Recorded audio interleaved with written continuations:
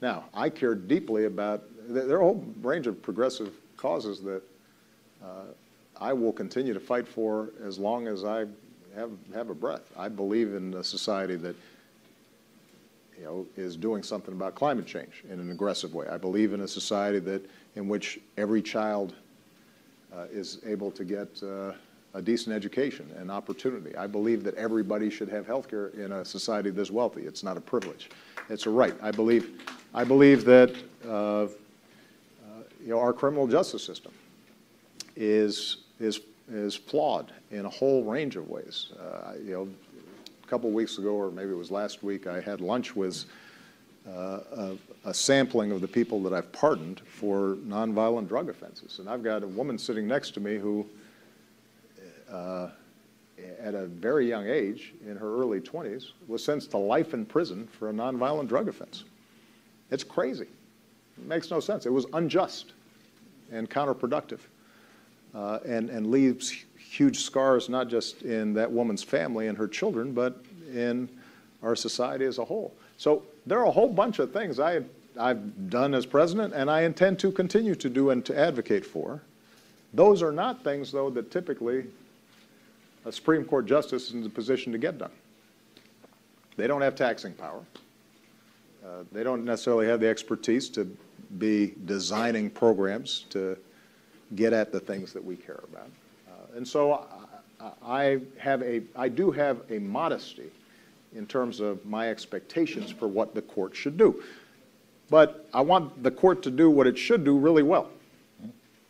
I want a court that does believe that equality under the law is equality under the law, not just the words, but that it is operationalized, that it's real.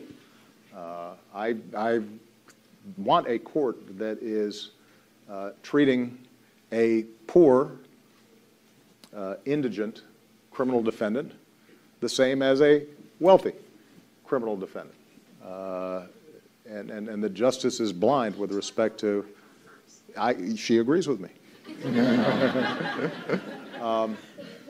So modesty in the scope and the nature of what the law is, but doing really well what the court is designed to do. That's what I'm looking for in a justice. Mm-hmm.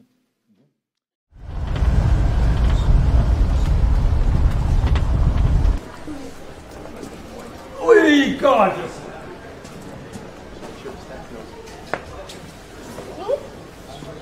What's that?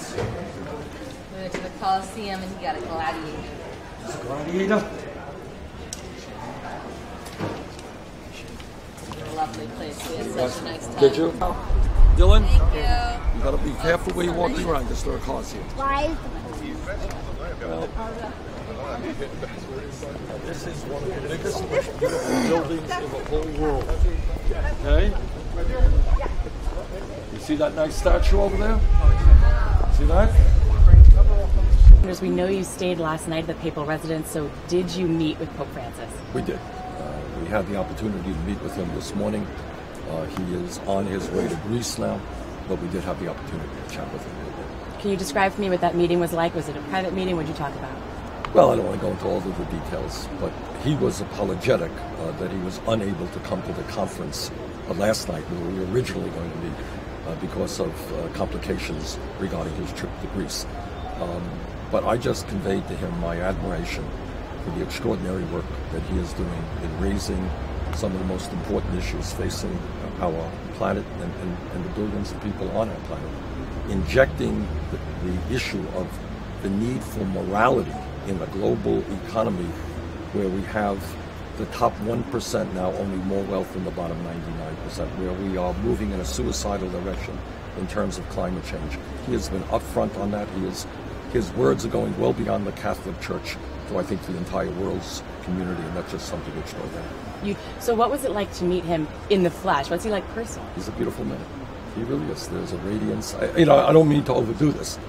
I'm not a Catholic, but he is a beautiful man, and there's a radiance that comes from him. It was a very wonderful moment.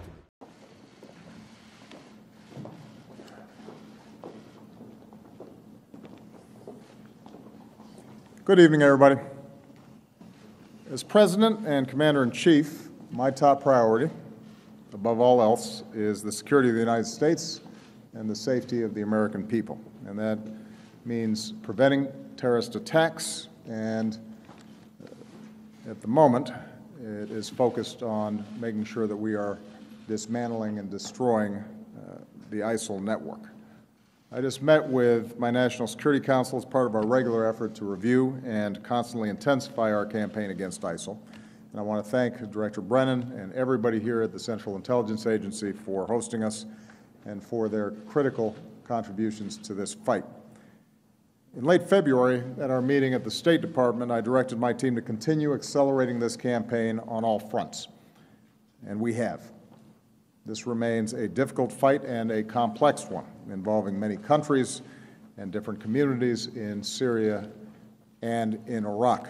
It is a military campaign and a counterterrorism effort, but it also depends on a whole range of political issues that face these two countries. As we've seen so tragically, from Brussels to Istanbul to Iraq, where ISIL slaughtered children watching soccer, these depraved terrorists still have the ability to inflict horrific violence on the innocent, to the revulsion of the entire world. With attacks like these, ISIL hopes to weaken our collective resolve. And once again, they have failed. Their barbarism only stiffens our unity and determination to wipe this vile terrorist organization off the face of the earth. Today, on the ground in Syria and in Iraq, ISIL is on the defensive. Our 66-member coalition, including Arab partners, is on the offensive. We have momentum, and we intend to keep that momentum. Our air campaign, more than 11,500 strikes so far, continues to pound ISIL targets. It's harder than ever for them to move and for their masses to, mass forces. When they try, we take them out. ISIL still has managed to advance in some areas of Syria and Iraq, but it has not had a single successful major offensive operation on the ground there since last summer. So it's been nearly a year since they were able to. We continue to take out their leaders, their commanders, and those plotting terrorist attacks. For ISIL's leadership, it has been a bad few months. Coalition forces captured Abu Dawood, a leader of its chemical weapons program, giving us critical information that's allowed us to unleash more strikes against those sites. We have removed Abu Sarah, ISIL financier in Iraq, Haji Iman, their finance chief, Izzat al-Jabouri, an ISIL figure in northern Iraq, not to mention a number of top foreign terrorist fighters. They are off the field. And in the days and weeks ahead, we intend to take out more. Every day, ISIL leaders wake up and understand that it could be their last. With coalition support, local forces continue to push ISIL back in Iraq. In Anbar province, Iraqi forces have consolidated their gains around Ramadi and pushed up the Euphrates River Valley, liberating several villages from ISIL and retaking parts of the town of Heat. In a recent offensive in the Tigris River Valley, Iraqi forces have pushed towards Mosul. And as Secretary Kerry made clear in his visit to Baghdad last week, we will continue to assist Iraq, and so must the entire world, as it works to stabilize liberated areas and promote governance and development that is inclusive of all Iraqi communities so that ISIL cannot return. Meanwhile, in Syria, a coalition of local forces, some backed by U.S. Special Operations Forces, continue to make progress, pushing ISIL out of the strategic town of al-Shadidi. ISIL was dug in there, and that battle was expected to last several weeks. Instead, ISIL was defeated in several days. With this, we've severed a critical supply line between ISIL strongholds of Raqqa in Syria and Mosul in Iraq, tightening the squeeze on ISIL in both areas. In this offensive alone, these local forces in Syria have pushed ISIL out of about 2,800 square miles. In the north, fighting continues as local forces fight to eject ISIL from its last pocket along the border with Turkey. In other words, the ISIL core in Syria and Iraq continues to shrink. The ranks of fighters are estimated to be at the lowest levels in about 2 years, and more of them are realizing that their cause is lost. Our cyber operations are disrupting their command and control and communications. We continue to target ISIL's financial infrastructure, including its oil wells, refineries, and supply lines. We've reduced their oil production and their oil revenue, and every dollar we deny them means one less dollar to pay their fighters and to fund their terror. As I've said repeatedly, the only way to truly destroy ISIL is to end the Syrian civil war that ISIL has exploited. So we continue to work for a diplomatic end to this awful conflict. The cessation of hostilities in the Syrian civil war has largely held for about 6 weeks. It has reduced the violence, although not eliminated it. But that reduction is meaningful, and it's allowed some humanitarian aid to reach the Syrian people. So the cessation has saved lives, but as we're seeing around Aleppo and other areas, the cessation is tenuous and under strain. We've seen repeated violations by the Assad regime, continued attacks by al-Qaeda's al-Nusra affiliate, and many Syrians continue to be deprived of desperately needed food, water, and medicine. Talks are now resuming in Geneva, and the United States will continue to do everything that we can to help the cessation succeed and to advance a political solution to the Syrian civil war. And that includes a vision endorsed by the UN Security Council, including Russia, a process that brings all Syrians together under a transitional governing body, a new constitution, and free elections. The United States recognizes, as do people all across Syria, that such a process must include a transition away from Assad. And the future of Syria will be on the agenda when I meet with our Gulf Cooperation Council partners next week in Saudi Arabia. Beyond Syria and Iraq, we continue to go after ISIL wherever it tries to rear its ugly head. We're helping partners strengthen their security forces from Africa to Afghanistan. As we, our allies and partners, have made it harder for foreign terrorists to reach Syria and Iraq, we've seen an uptick in the number of ISIL fighters heading to Libya. So we're going to continue to use the full range of our tools to roll ISIL back from Libya while assisting the new and nascent Libyan government as it works to secure their country. I do want to point out that even as we work to destroy ISIL, we continue to go after the remnants of al-Qaeda that still pose a significant threat to U.S. interests, our allies, and the homeland. In Syria, we targeted a senior leader of al-Nusra, Abdul Faras al-Suri. In another strike in Syria, we took out 5 other al-Qaeda operatives. In Yemen, our recent strike against a training camp used by al-Qaeda in the Arabian Peninsula took out dozens of terrorist fighters. In Somalia, we took out a senior leader of al-Shabaab, Hassan Ali-Dori, who was responsible for the attacks that killed innocent civilians, including Americans. So once again, we're sending a message. If you target Americans, you have no safe haven. We will find you. And finally, we will continue to work closely with our allies and partners, including in Europe, to stem the flow of foreign terrorist fighters and prevent attacks. I want to point out that our intelligence professionals and those of other nations have stopped numerous terrorist operatives in Syria and Iraq from entering Europe, thereby preventing attacks and gaining valuable intelligence. The world does not always hear about the success of our intelligence services, but it's a testament to the skills and tireless efforts of our intelligence professionals, and I want to make sure that the world does not forget it. Our team of experts, surge teams, recently returned from Brussels and Athens, and we're going to be sending teams to other countries so that we keep improving border security and screening of travelers and share more information. Because even the smallest gap, when critical information is not shared or when a potential terrorist slips through the cracks, can be deadly. And building on my invitation at our Nuclear Security Summit, we're going to continue to look for ways for intelligence services around the world to share more information against terrorist threats.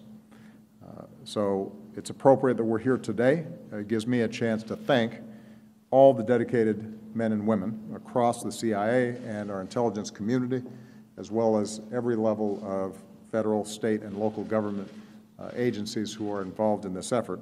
They are working around the clock to keep us safe.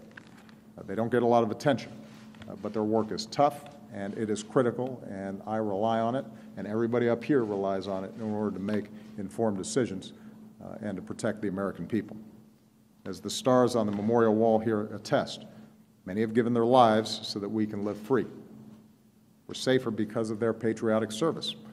And tomorrow, my National Security Advisor, Susan Rice, will address all the elements of our comprehensive strategy to destroy ISIL. That includes working with partners around the world to counter ISIL's hateful ideology, as well as protecting our homeland and working with communities here at home so that we stay resilient. In closing, I want to note that we're about to mark the 3 years since the bombing of the Boston Marathon. And once again, we'll remember the lives we lost and the survivors who continue to recover, to walk, and in many cases to run again. And I just want to remind the American people once again of what Boston taught us: how to be strong, how to be resilient. In the face of terrorists who try to spread panic, we have to refuse to give in to fear. We have to stay true to our values of liberty and diversity and openness. In the face of madmen who only know how to kill, we're going to keep on living our lives and trying to lift people up. We go to our stadiums, we cheer for our teams, we thrive in our cities, we run our races, as they will next week in Boston. In other words, we carry on. Terrorists like ISIL and Al-Qaeda, they can't destroy a great nation like the United States of America. I spent time before I came here at a science fair at the White House. You want to get a sense of why I'm always confident about America. Meet some of those young people and what they're creating, what they're inventing, the diseases they're trying to cure, the energy they're trying to generate, the hope that they want to bring and the light they want to shine to the entire world. That's who we are. You can't beat that.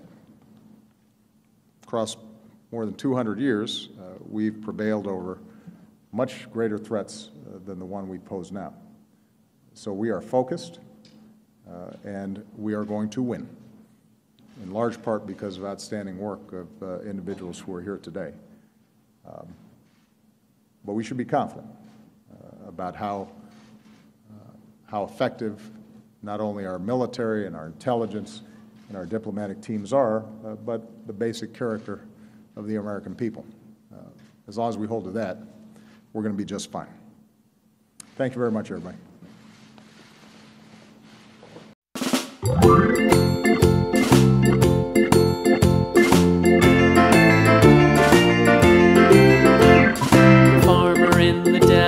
The farmer in the dell, hi-ho the dairy-o, the farmer in the dell.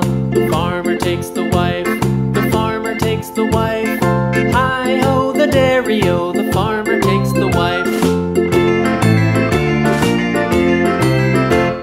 The wife takes the child, the wife takes the child, hi-ho the dairy-o, the wife takes the child takes the nurse, the child takes the nurse, hi-ho the dairy-o, the child takes the nurse.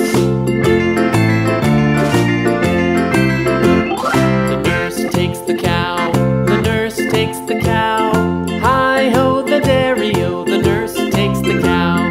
The cow takes the dog, the cow takes the dog, hi-ho the dairy-o, the cow takes the dog.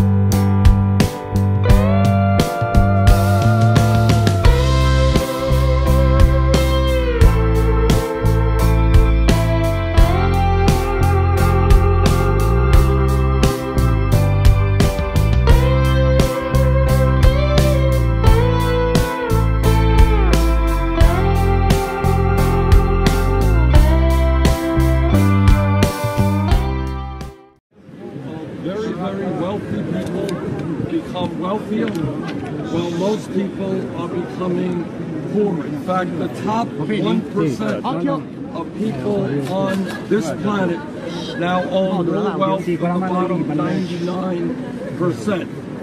That to me is unacceptable, it is unsustainable, it is immoral, and together we have got to change that.